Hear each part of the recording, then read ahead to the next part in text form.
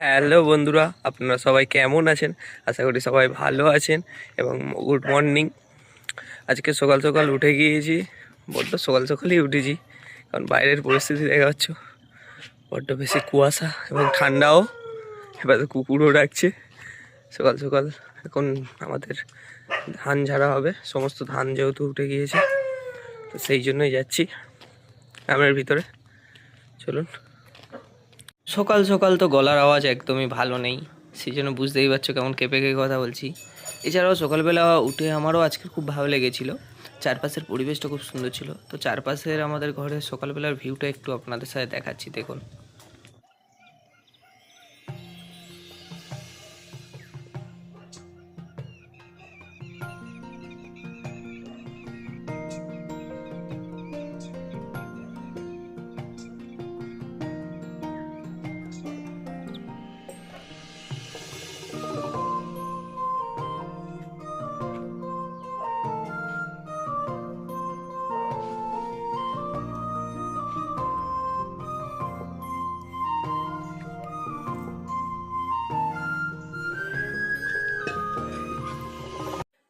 তারপর হাঁটতে হাঁটতে বেরিয়ে গেছিলাম, দেখি না টমি বাবা রাস্তার মাঝখানে দাঁড়িয়ে কী দেখছে। ওরে বাবা, কিছু একটাও দেখছিল, সেটা দেখে আপনিও ওর কাজ করছে। এদিকে চারদিকে গাছে তো খেজুর কাটা হয়েছে, সব খেজুরের যে খেজুর রস হয় সেরকম কাটা। আর চারদিকে দেখাই পাচ্ছ কতটা কুয়াশা বাদার মধ্যে, বুঝতেই পারছো গ্রামের ভিউ মানে তো একটা আলাদাই সকাল সকাল মনোরম দৃশ্য থাকে। তো বেশ সুন্দর। ওপরে গাছে রস কাটার জন্য গাছ কাটা হয়েছে। এসেছিলাম গ্রামের ভিতরে, দেখছিলাম সবাই যে যার কাজকর্ম করছে, বাজারে যাচ্ছে, কেউ কেউ ফুল তুলছে, তো সবাই সবার রকম কাজ করতে ব্যস্ত ছিল। এটা তো বুঝতেই পারছো, এত সকালবেলা গ্রামের মানুষজনেরা একদম ফাঁকা ফাঁকা রাস্তা, যে টোকা লোকজন ওঠাউঠি করে বা যাই হোক, তারা কেউই ওঠেনি এখনও। এতটাই সকালবেলা তো গ্রামে সাইডে খুব কম লোক দেখা যাচ্ছিলো। তো আমি এই জন্য ছোট্ট করে একটা ভিডিও মতো করে নিলাম যাতে আপনাদের সাথে শেয়ার করা যায়। এবং চলুন, এরপরে তো আমি আমার যে ভিডিওটা আছে মেন ধান ঝাড়ার ভিডিও, সেটা সম্পূর্ণ আপনার।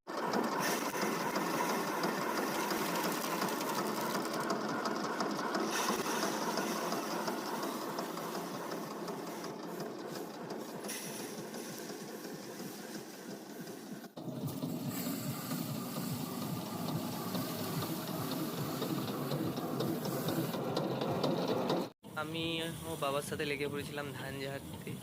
তো আমাদের মেশিনে আগে আগড়ে ঝাড়া হতো, যেমন পিটিয়ে পিটিয়ে ঝাড়া হয়। তো এখন করে একটু তাড়াতাড়ি ঝাড়ার জন্যই মেশিনে ঝাড়া হচ্ছে। সেই জন্য বাবা তো যাচ্ছিলো, বাবার সাথে আমিও ছিলাম, সাথে ছিল ঠাকুমা। ঠাকুমা ধান যে ওপরে পলকুটি টাইপের বলকুটি পড়ে সেইগুলো উনি করছিল। তো আমরা গ্রামের মধ্যে লোক দিয়ে করাই না, কারণ আমাদের অনেকটা কম জমি, তো তো সেই জন্য নিজেরাই সমস্ত কিছু করি। যাদের একটু বেশি বেশি জমি আছে তারা লোক দিয়ে করিয়ে নেয়। তো আমিও চলে গেছিলাম বাবার সাথে এটা করতে। তো করা খুব বেশ মজাও লাগছিল। কত দেখা হচ্ছে তাড়াতাড়ি ধান ঝাড়া হচ্ছে মেশিনের জন্য। এটা অন্য কিছুতে হলে সম্ভব নয়, মেশিনের জন্যই তাড়াতাড়ি হয়। ঠাকুমা যাই হোক না কেন, এই ধান যাতে কষ্ট হলেও ধানের একটা আলাদা গন্ধই আছে, যেটা সব থেকে বেশি ভালো লাগে। এটা হয়তো বাইরে যারা শহরের দিকে থাকে তারা বুঝবে না, আমরা গ্রামের ছেলে তো এই জন্য আমরা এই বিষয়টা খুবই ভালো করি। একটা আলাদাই স্মেল বেরোয় ধানের গাছ থেকে, যেটা আমরা ধান ঝাড়ার সময় বুঝতে পারি। এবং আশেপাশে আরও অনেকের ধানের এখানে গাদা পড়ে। এটা খামার, এটা আসলে একটা বাঁশবাগান, চারদিকে বাঁশবাগান আছে দেখা পাচ্ছে পিছনে। এবং তার মাঝখানে একটা বড় জায়গা আছে যেখানে একসাথে আমাদের ফ্যামিলির 6-7 জনের ধান এক জায়গায় জমা হয়। যে যার একটা করে সাইডে ভাগ করা আছে। তো আমাদের এই দিকটাই ছিল। তো আমরা ধান এনে তাদের মতো গাদা দিই না, মানে একটা জায়গায় জমাট বানাতে গাদা টাইপের দেওয়া হয়, তাকে বলা হয়। তো সেটা আমরা করি না, আমরা একেবারেই ঝেড়ে নিই যাতে তাড়াতাড়ি হয়ে যায়। এবং যাদের বেশি বেশি অনেক ধান আছে তারা সবাই গাদা দিয়ে এক সাইডে রেখে দেয়, এবং ধীরে ধীরে আবার ওটাকে একসাথে ধানটা জমে গেলে একসাথে তারা আবার ধীরে ধীরে ঝাড়া শুরু করে। এবং ঠাকুমা দেখা যাচ্ছে ধান উছলে দিচ্ছে, মানে যাতে এক জায়গায় না ধানের উপরে খড়ের যে পালকুটিগুলো হয় সেগুলো যাতে জমা না হয়ে পড়ে। তো শেষ পর্যন্ত সব ধান ঝাড়া শেষ, এবং এই টোটাল ধান ঝাড়া শেষ, পিছনে কাঁড়ি খড়,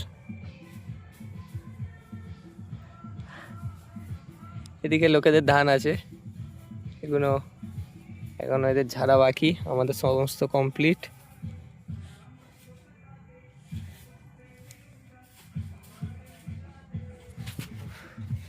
এবছরের মতো শেষ, এবারে যাওয়া হবে সোজা বাড়ি।